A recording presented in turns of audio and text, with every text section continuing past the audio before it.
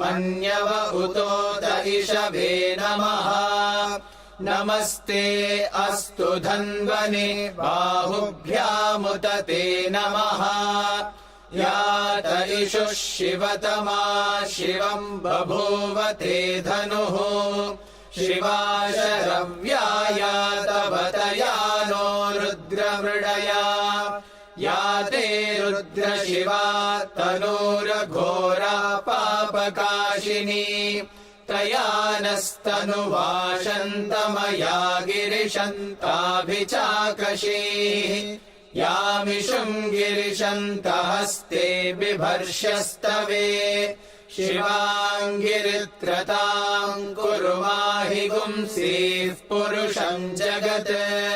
शिवेन वचसा त्वा गिरिशाच्छावदामसि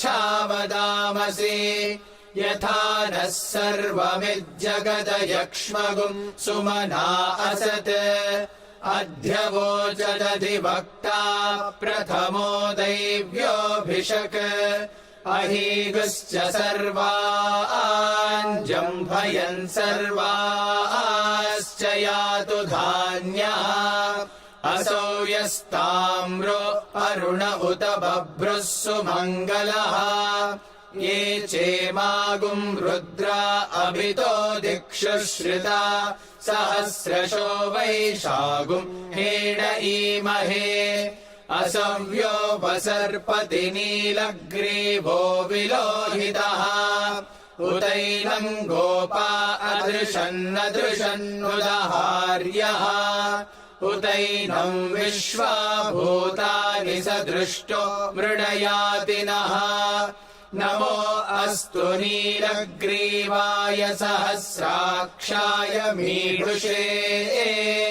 अथो ये अस्य सत्त्वानोऽहन्तेभ्यो करन्नमः प्रमुञ्च धन्वनस्त्वमुभयोराग्नियोर्जाम् याश्च ते हस्त इषवः पराता भगवो वपा अवतत्यधनुस्त्वगुम् सहस्राक्षशते शुधे निशीर्य शल्याणाम् मुखा शिवो नः सुमना भवा विज्यम् धनुः कपर्दिनो विशल्यो बाणवागुम् उता अनेशन्नस्येषव आभुरस्य निषङ्गतिः या देहेतिर्मीढुष्टमहस्ते बभूव ते धनुः तयास्मान् विश्वतस्त्वमयक्ष्मया परिभुजा नमस्ते अस्त्वायुधायानादताय धृष्णवे उभाभ्यामुत ते नमो बाहुभ्याम् तव धन्वने परिते धन्वनो हेतिरस्मान् वृणक्तु विश्वतः अथो य इषुधिस्तवारे अस्मन्निधेहितम् नमस्ते अस्तु भगवन् विश्वेश्वराय महादेवाय त्र्यम्बकाय त्रिपुरान्तकाय त्रिकाग्निकालाय कालाग्निरुद्राय नीलकण्ठाय मृत्युञ्जयाय सर्वेश्वराय सदाशिवाय श्रीमन्महादेवाय नमः नमो हिरण्यवाहवे सेनान्ये दिशाम् च पतये नमो नमो वृक्षेभ्यो हरिकेशेभ्यः पशूनाम् पतये नमो नमः सस्पिञ्जराय त्विषीमते पथीनाम् पतये नमो नमो बभ्लुषाय विद्याधिनेन्नानाम् पतये नमो नमो हरिकेशायोपवीतिने पुष्टानाम् पतये नमो नमो भवस्य हेत्यै जगताम् पतये नमो नमो रुद्राय तथा विने क्षेत्राणाम् पतये नमो नमः सूताय हन्त्याय वनानाम् पतये पतये नमो नमो रोहिताय स्थपतये वृक्षाणां पतये नमो नमो मन्त्रिणे वाणिजाय कक्षाणां पतये नमो नमो भुवन्तये वारिवस्कृताय औषधीनां पतये नमो नम उच्चैर्घोषाय क्रन्दयते पत्तीनां पतये नमो नमः कृष्णवीताय धावते सत्त्वनां पतये नमः नमः सहमानाय निव्याधिन आव्याधिनीनां पतये नमो नमः ककुभाय निषङ्गिणे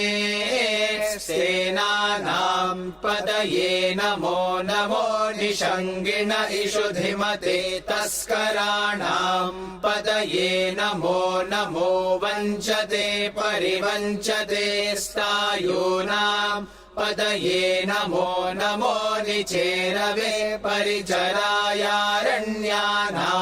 पतये नमो नमः श्रिकाविभ्यो जिघागुंसद्भ्यो मुष्णतां पतये नमो नमोऽसिमद्भ्यो नक्तञ्चरद्भ्यः प्रकृन्तानां पतये नमो नम उष्णीषिणे गिरिचराय कुलुञ्चानां पतये नमो नम इषुमद्भ्यो धन्वाविभ्यश्च वो नमो नम आतन्वानेभ्यः प्रतिदधानेभ्यश्च वो नमो नम आयच्छद्भ्यो विसृजद्भ्यश्च वो नमो नमोऽस्यद्भ्यो विद्यद्भ्यश्च वो नमो नम आसीनेभ्यः शयानेभ्यश्च वो नमो नमः स्वपद्भ्यो जाग्रद्भ्यश्च वो नमो नमस्तिष्ठद्भ्यो धावद्भ्यश्च वो नमो नमः सभाभ्यः सभापतिभ्यश्च वो नमो नमो अश्वेभ्योऽश्वपतिभ्यश्च वो नमः नम आव्याधिनीभ्यो विविध्यन्तेभ्यश्च वो नमो नम उगणाभ्यस्त्रिगुं हतेभ्यश्च वो नमो नमो गृत्सेभ्यो गृत्सपतिभ्यश्च वो नमो नमो व्रातेभ्यो व्रातपतिभ्यश्च वो नमो नमो गणेभ्यो गणपतिभ्यश्च वो नमो नमो विरूपेभ्यो विश्वरूपेभ्यश्च वो नमो नमो महद्भ्यः क्षुल्लकेभ्यश्च वो नमो नमो रतिभ्यो रथेभ्यश्च वो नमो नमो रथेभ्यो रथपतिभ्यश्च वो नमो नमः सेनाभ्यः सेनानिभ्यश्च वो नमो नमः श्रीरुद्राभिषेकम्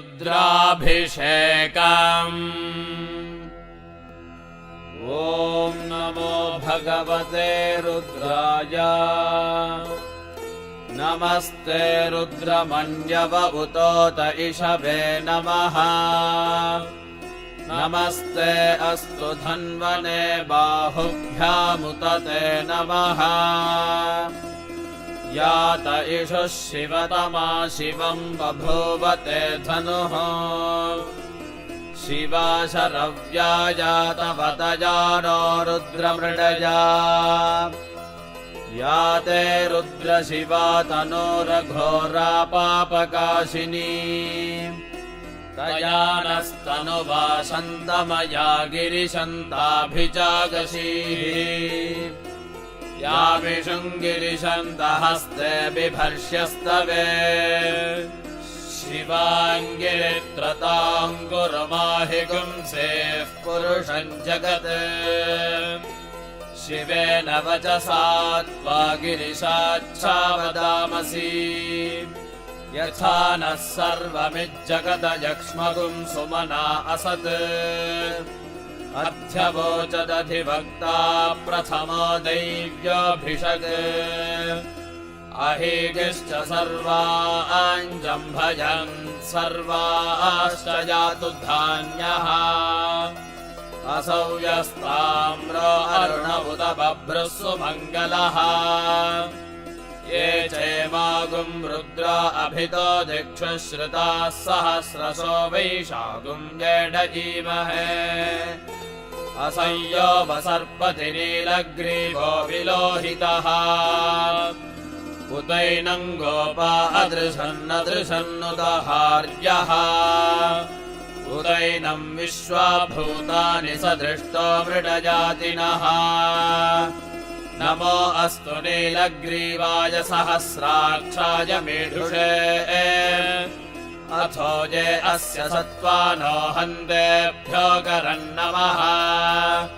प्रमुञ्चधन्वनस्त्वमुभयोरात्नियोज्याम् याश्च ते हस्त इषवः पराता भगवो वपा अवदत्यधनस्त्वगुम् सहस्राक्षशतेषु ते निशीर्य शल्यानाम् मुखा शिवो नः सुमना भवा विज्यन्धनः कवर्दिनो विशल्यो बाणवागुम् उता अनेसन्नस्येषव आभुरस्य निषङ्गथिः या ते हेतुर्मेढुष्टमहस्ते बभूवते धनुः तयास्मान् विश्वतस्त्वमयक्ष्मजा परिभुजा नमस्ते अस्त्वायुधायानादताय धृष्णवे उपाभ्यामुदते नमो बाहुभ्याम् तव धन्वने परिते धन्वनो हेतिरस्मान् वृणक्तु विश्वतः अथो य इषुधिस्तवारे अस्मन्निधेहितम् नमो हिरण्यबाहवे सेनान्ये दिशाम् च पतये नमो नमो वृक्षेभ्यो हरिकेशेभ्यः पशूनाम् पतये नमो नमः सस्पिञ्जराय त्रिषीमते पथीनाम् पतये नमो नमो बभ्रुषाय विव्याधिनेन्नानाम् पतये नमो नमो हरिकेशायोपवीतिने पुष्टानाम् पतये नमो नमो भवस्य हेत्ये जगताम् पतये नमो नमो रुद्राय तताविने क्षेत्राणाम् पतये नमो नमः सूताय हन्त्याय वनानाम् पतये नमो नमो रोहिताय स्थपतये वृक्षाणाम् पतये नमो नमो मन्त्रिणे वाणिजाय कक्षाणाम् पतये नमो नमो भुवन्तये वारिवस्कृताय औषधीनाम् पतये नमो नम उच्चैर्घोषाय क्रन्दयते पत्कीनाम् पतये नमो नमः कृत्स्नवीताय धावते सत्त्वनाम् पतये नमः जयोश्च मनुराय चे पिता तदस्यामतवरुद्रप्रणीतौ मानो महान्तमुतमानो अर्भगम् मानमुक्षन्दमुतमानमुक्षितम् मानवधेः पितरम् मोतमातरम् प्रियामानस्तनुवो रुद्ररीरिषः मानस्तोकेतनये मान आयुषि मानो घोषमानो अश्वेषु रीरिषः वीरान्मानो रुद्रभामितो वधीर्हविष्मन्तो नमसा विधेमते आरात्ते गोघ्न उत पूरुषघ्ने क्षयद्वीराय सुम्नमस्मेते अस्तु रक्षा च नो अधि च देव ब्रोह्यथा च नः शर्म यच्छद्विबर्हाः स्तुहि श्रुतम् गर्तसदम् युवानम् मृगन्न भीममुपहत्नुमुग्रम् मृडाचरित्रे रुद्रस्तवानो हन्यन्ते अस्मन्निव बन्धु सेनाः परिणो रुद्रस्य हेतुर्वृणक्तपरिद्वेषस्य दुर्मतिरघायोः अवस्थिरा मघवध्यस्तनुष्वमेढ्वस्तोकायतनजाय मृडजा मेढुष्टमशिवतमशिवो नः सुमना भवा परमे वृक्ष आयुधम् निधाय कृत्यम् वसान आचर पिनाकम् बिभ्रदागहि विकिरित विलोहित नमस्ते अस्तु भगवः यास्ते सहस्रगुं हेतयोऽन्यमस्मन्निवपन्तु ताः सहस्राणि सहस्रधा बाहुवोस्तव हेतयः तासामीशानो भगवः पराचीनामुकाकृधि सहस्राणि सहस्रशो ये रुद्रा अधिभूम्याम् तेषागुं सहस्रयोजने वधन्वानि तन्मसि अस्मिन्महत्यर्णवेन्दरिक्षे भवा अधि नीलग्रीवाश्चितिकण्ठाः सर्वा अधः क्षमाचराः नीलग्रीवाश्चितिकण्ठादिवगुं रुद्रा उपश्रुताः ये वृक्षेषु सस्मिञ्जरा नीलग्रीवा विलोहिताः ये भूतानामधिपतयो विशिखासक्कवर्दिनः ये अन्येषु विविध्यन्ति पात्रेषु पिबतो जनान् ये पथां पथिरक्षय ऐलवृतायव्युधः ये तीर्थानि प्रचरन्ति सृगावन्तो निषङ्गिणः य एतावन्तश्च भूयागुंसश्च दिशो रुद्राविदस्थिरे तेषागुं सहस्रयोजने वधन्वानि तन्मसि नमो रुद्रेभ्यो ये पृथिव्यां येऽन्तरिक्षे ये दिवि येषामन्नं वातो वर्षमिषभ स्तेभ्यो 10 प्राचीर्दश दक्षिणा 10 प्रतीचीर्दशोदीचीर्दशोर्ध्वास्तेभ्यो नमस्ते नो मृणयन्तु ते यन्भीष्मो यश्च नो द्वेष्टितं वोजम्भे दधामि त्र्यम्बकं यजामहे सुगन्धिं पुष्टिवर्धनम् उर्वारुकमिव बन्धनान् मृत्योर्मुक्षीयमामृतात् यो रुद्रो अग्नौ यो अप्सुजवोषधीषु यो रुद्रो विश्वा भुवना विवेश तस्मै रुद्राय नमो अस्तु एते सहस्रमयुतं पाशा मृत्योमत्याय हन्तवे तान् यज्ञस्य मायया सर्वानवयजामहे मृत्यवे स्वाहा मृत्यवे स्वाहा ॐ नमो भगवते रुद्राय विष्णवे मृत्युर्मे पाहि प्राणानां ग्रन्थिरसि रुद्रो मा विशान्तकः तेनान्येनाप्यायस्व नमो रुद्राय विष्णवे मृत्युर्मे पाहि ॐ शान्तिः शान्तिः शान्तिः अमृताभिषेकोऽस्तु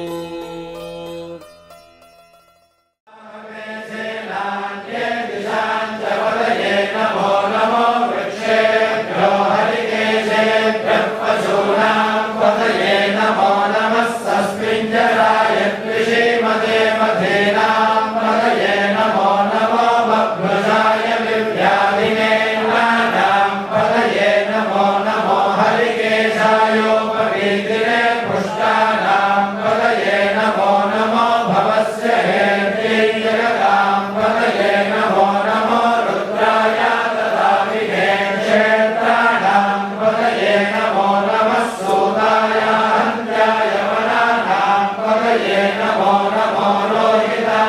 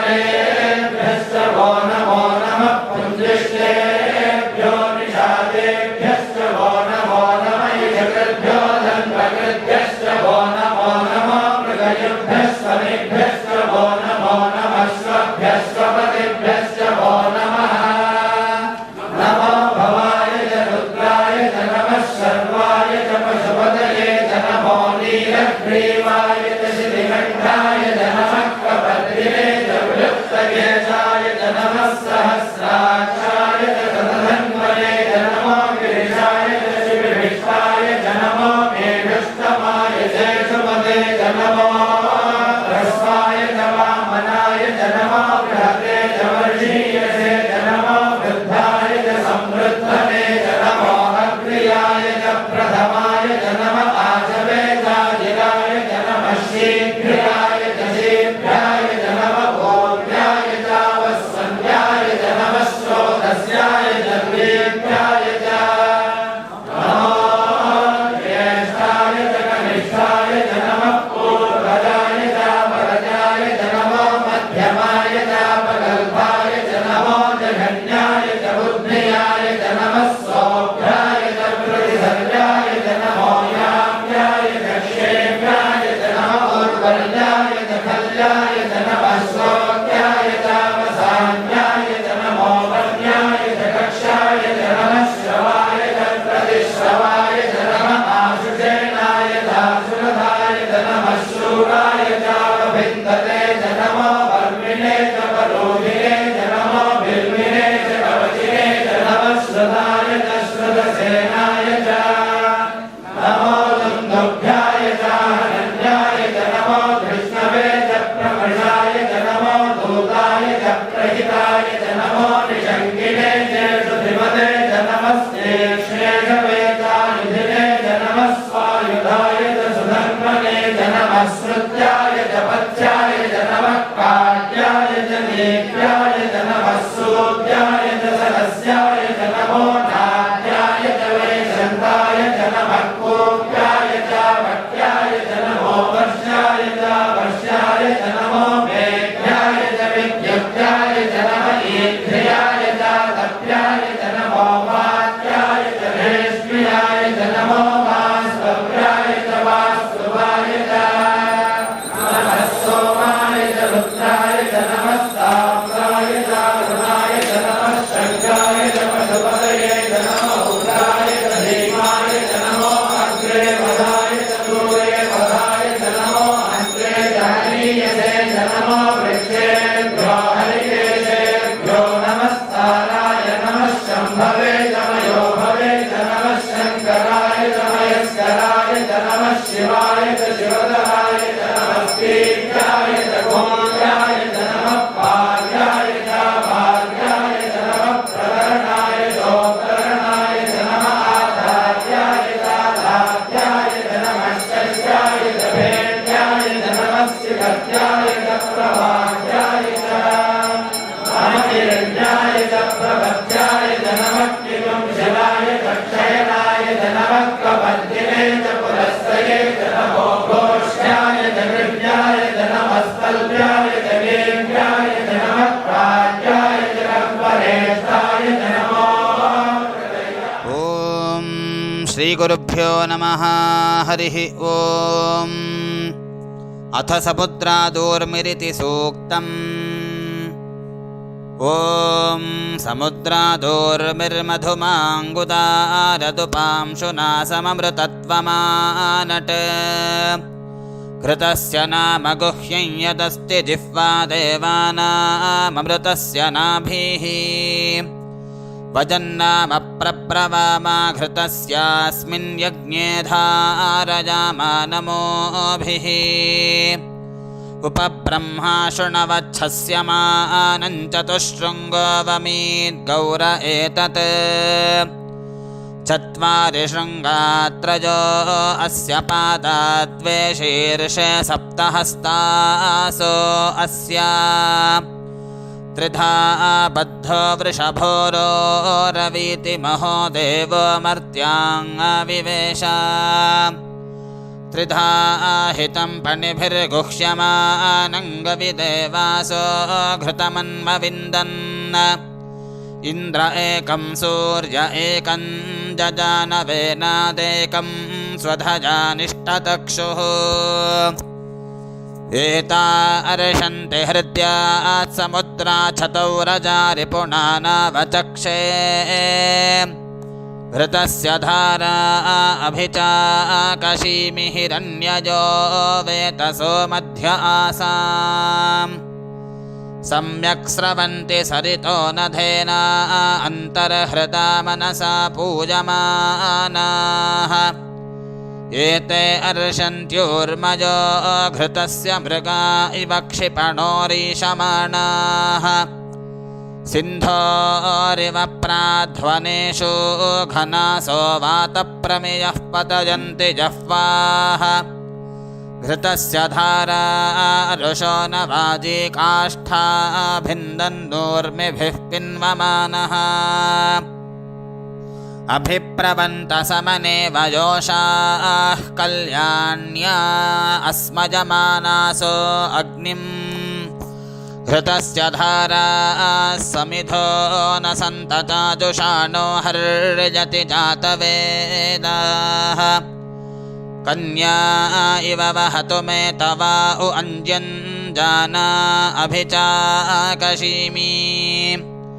यत्र सोमः सूयते यत्र यज्ञो घृतस्य धारा अभितत्पवन्ते अभ्यर्षत सुष्टुतिं गौयमाजिमस्मासु भद्राद्रविणानि धत्ता इमै यज्ञन्न यत देवतान घृतस्य धारा मधुमत्पवन्ते धामन्ते विश्वं भुवनमधिश्रितमन्तः समुद्रे हृद्या अन्तरायुषी अपामनीके समिथे जाभृतस्तमश्याम मधुमन्तन्त ऊर्मिम् हरिः ओम्।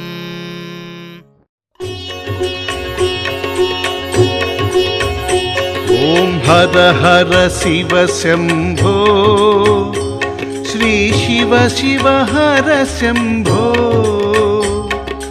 भक्तव शङ्कर देवा भवमुलनणचगरावा हर हर शिव शम्भो महारति गैकुनुमा हर हर शिव शम्भो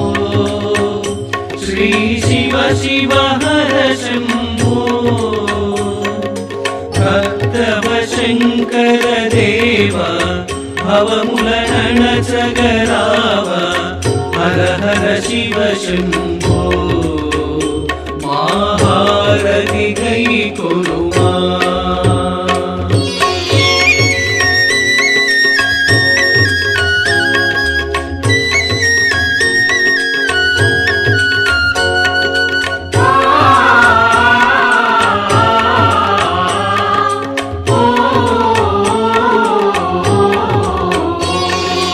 गंगाधर शिवदेवा शुभमुलनीयवया नित्य शुभमुलनीयवया श्री हर हर शिव शम्भो भक्तव शङ्कर देवा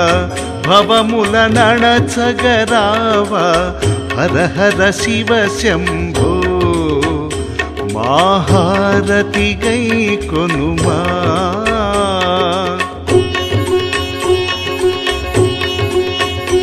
ॐ हर हर शिव शम्भो श्री शिव शिव हर शम्भो भक्तव शङ्कर देवा भवमुलनणचगरावा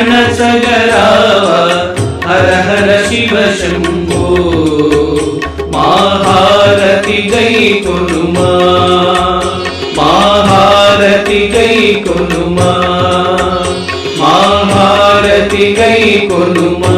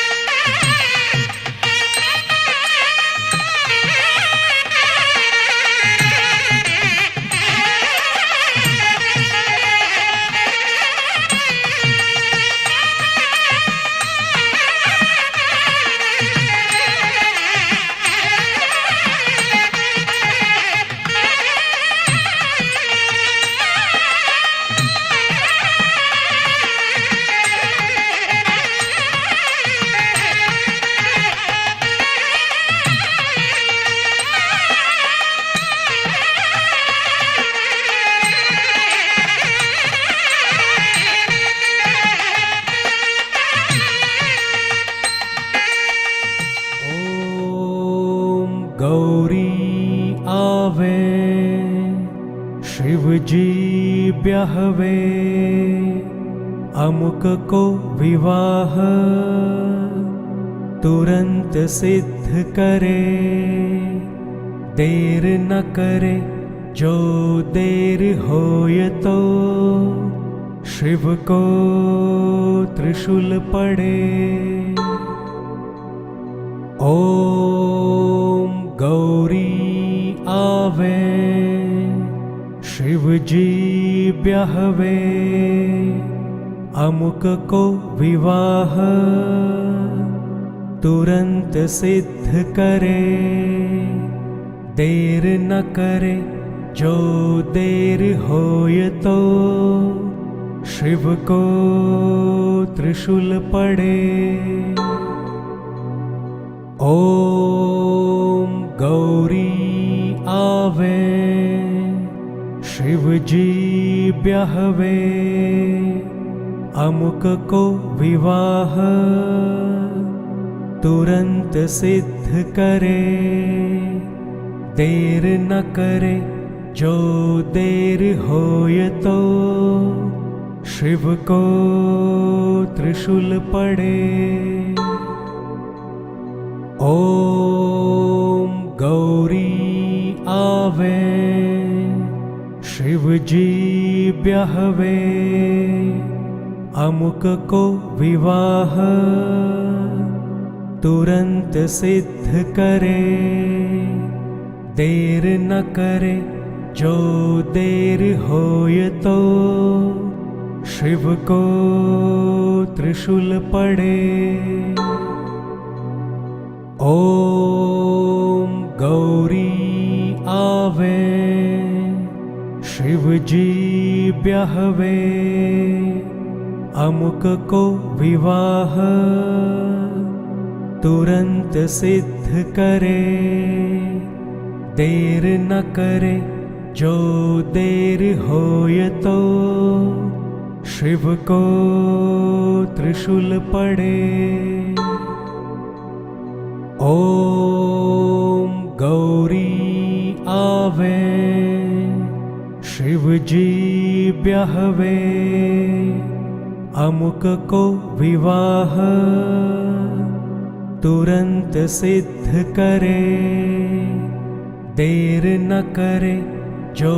देर होय तो शिव को त्रिशूल पड़े। ओम गौरी आवे शिव जी ब्याहवे अमुक को विवाह तुरंत सिद्ध करे, देर न करे जो देर होय तो शिव को त्रिशूल पड़े। ओम गौरी आवे शिव जी ब्याहवे अमुक को विवाह तुरंत सिद्ध करे, देर न करे जो देर होय तो शिव को त्रिशूल पड़े। ओम गौरी आवे शिव जी ब्याहवे अमुक को विवाह तुरंत सिद्ध करे, देर न करे जो देर होय तो शिव को त्रिशूल पड़े। ओम गौरी आवे शिव जी ब्याहवे अमुक को विवाह तुरंत सिद्ध करे, देर न करे जो देर होय तो शिव को त्रिशूल पड़े। ओम गौरी आवे शिव जी ब्याहवे अमुक को विवाह तुरंत सिद्ध करे, देर न करे जो देर होय तो शिव को त्रिशूल पड़े। ओम गौरी आवे शिव जी ब्याहवे अमुक को विवाह तुरंत सिद्ध करे, देर न करे जो देर होय तो शिव को त्रिशूल पड़े। ओम गौरी आवे शिव जी ब्याहवे अमुक को विवाह तुरंत सिद्ध करे, देर न करे जो देर होय तो शिव को त्रिशूल पड़े। ओम गौरी आवे शिव जी ब्याहवे अमुक को विवाह तुरंत सिद्ध करे, देर न करे जो देर होय तो शिव को त्रिशूल पड़े। ओम गौरी आवे शिव जी ब्याहवे अमुक को विवाह तुरंत सिद्ध करे, देर न करे जो देर होय तो शिव को त्रिशूल पड़े। ओम गौरी आवे शिव जी ब्याहवे अमुक को विवाह तुरंत सिद्ध करे,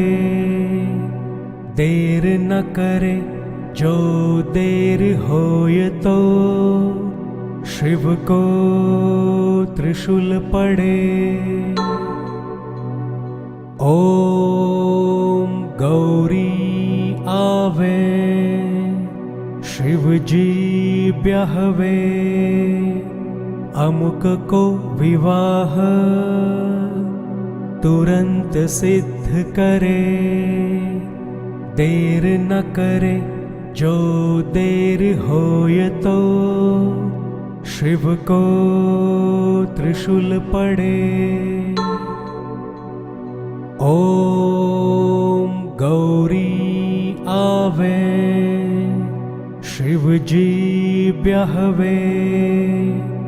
अमुक को विवाह तुरंत सिद्ध करे, देर न करे जो देर होय तो शिव को त्रिशूल पड़े। ओम गौरी आवे शिव जी ब्याहवे अमुक को विवाह तुरंत सिद्ध करे, देर न करे जो देर होय तो शिव को त्रिशूल पड़े। ओम गौरी आवे शिव जी ब्याहवे अमुक को विवाह तुरंत सिद्ध करे, देर न करे जो देर होय तो शिव को त्रिशूल पड़े। ओम गौरी आवे शिव जी ब्याहवे अमुक को विवाह तुरंत सिद्ध करे, देर न करे जो देर होय तो शिव को त्रिशूल पड़े। ओम गौरी आवे शिव जी ब्याहवे अमुक को विवाह तुरंत सिद्ध करे, देर न करे जो देर होय तो शिव को त्रिशूल पड़े।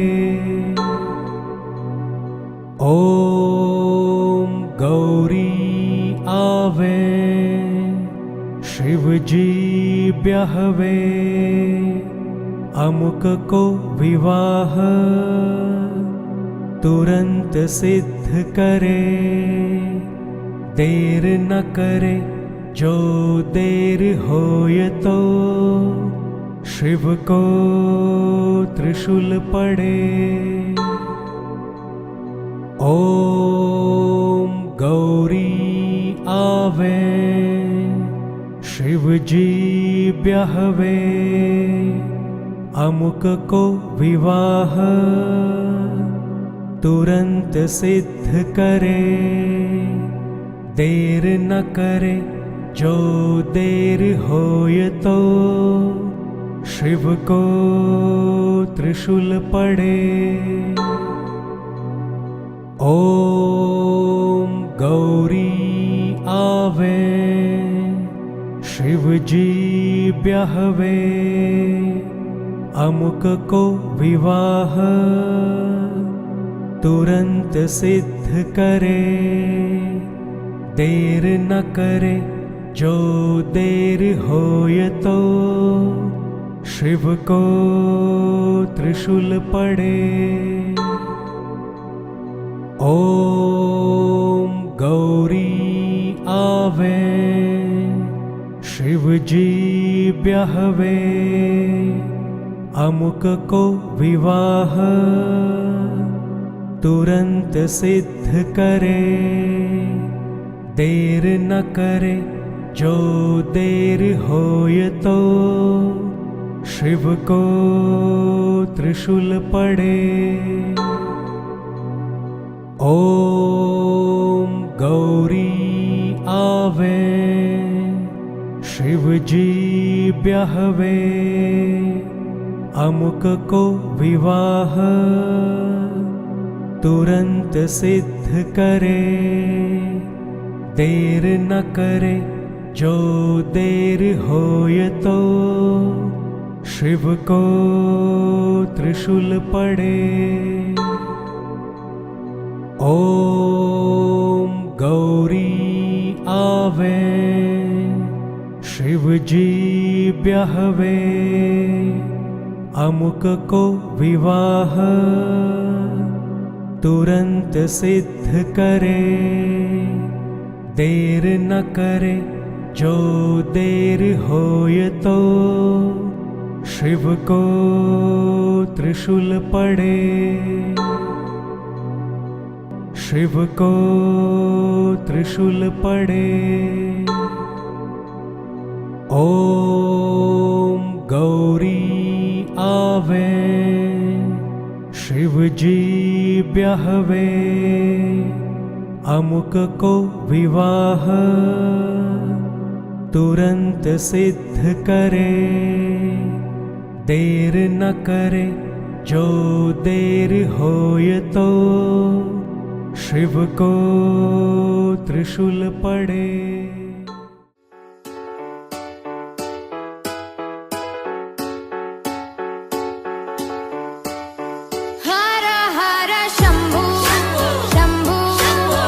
Shiva Mahadeva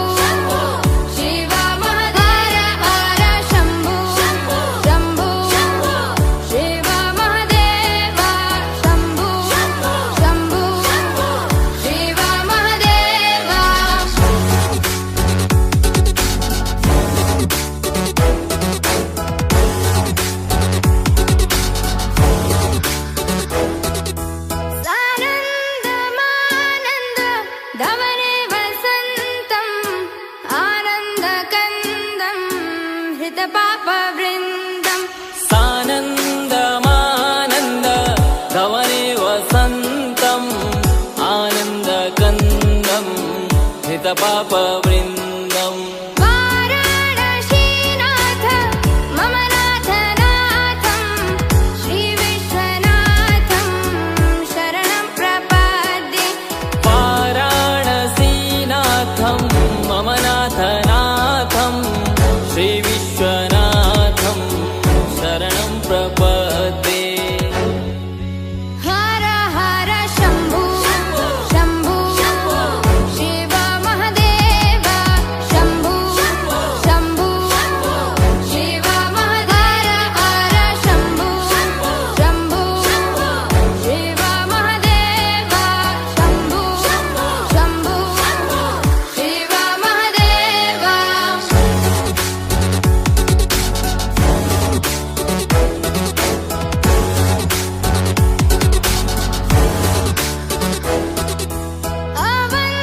अवन्तिकायां विहितावतारं मुक्तिप्रदानाय च सज्जनानाम् अवन्तिकायां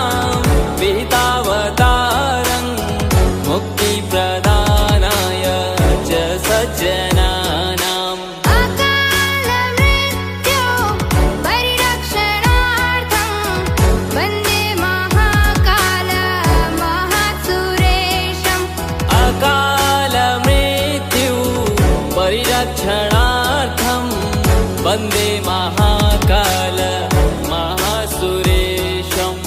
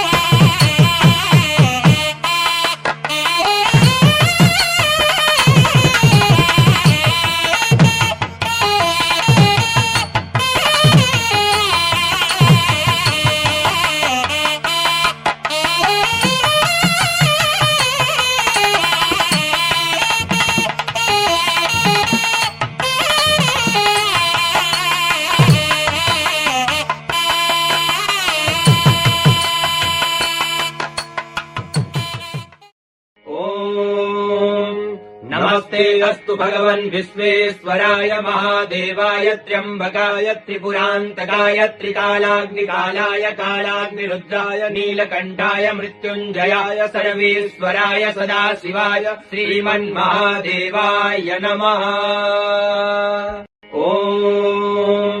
नमस्ते अस्तु भगवन् विश्वेश्वराय महादेवाय त्र्यम्बकाय त्रिपुरान्तकाय त्रिकालाग्निकालाय कालाग्निरुद्राय नीलकण्ठाय मृत्युञ्जयाय सर्वेश्वराय सदाशिवाय श्रीमन्महादेवाय नमः।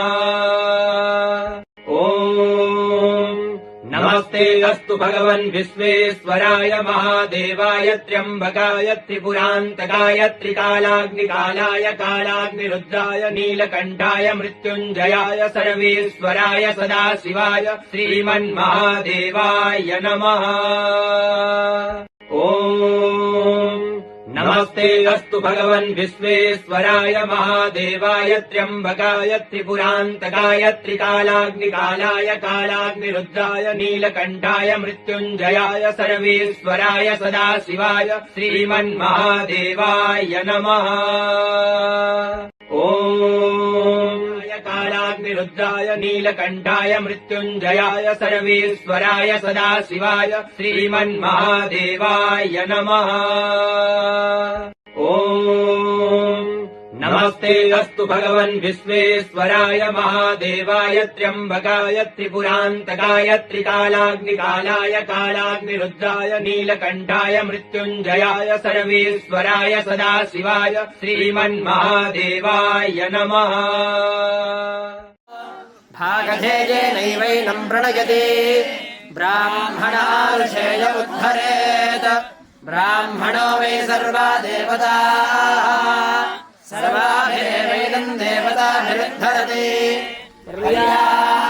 अनन्तरायादि सर्वस्तोमोति रात्रौ उत्तममहद्भवति सर्वस्याप्त्यै सर्वस्य विद्यै सर्वमेधयन्ति शतमेनमेव शतात्मानं भवति शतमनन्दं शतमैश्वर्यं भवति शतमिति शतं दीर्घमायुः पश्यति पौत्रम् तत्प्रजया पुरुषैर्मिथुनैर्जायते यस्यैवं विदुषोऽग्निहोत्रं जुह्वति यौजैन देवमेधा सर्वां हिरण्मये लक्ष्मीं जातवे महावह जातवेदो लक्ष्मीमनपगामिनी यस्यां हिरण्यं विन्देयङ्गामश्वं पुरुषानहम् अश्वपूर्णां प्रथमध्यां हस्तिनादप्रबोधिनीम् श्रीं देवी मुखः प्रये श्रीर्मा देवीर्षताम् कांसोऽस्मिताम् हिरण्यप्राकारामार्द्राम् ज्वलन्तीम् तृप्ताम् तर्पयन्तीम् पद्मे स्थिताम् पद्मवर्णान्तामिहोपः प्रये श्रियम् चन्द्राम् प्रभासाम् यशसा ज्वलन्तीम् श्रियन्लोके ताम् पद्मिनीमीम् शरणमहम् प्रपद्ये लक्ष्मीर्मे नश्यताम् त्वाम् मुने आदित्यवर्णे तपसोऽधिजातो वनस्पतिस्तमवृक्षोऽस्य फलानि तपसानुदन्तु मायान्तरायाश्चापनानि ज्येष्ठामलक्ष्मीर्नाशदाम्यहम् अभूतिमसवृद्धिम् च सर्वान् निर्णद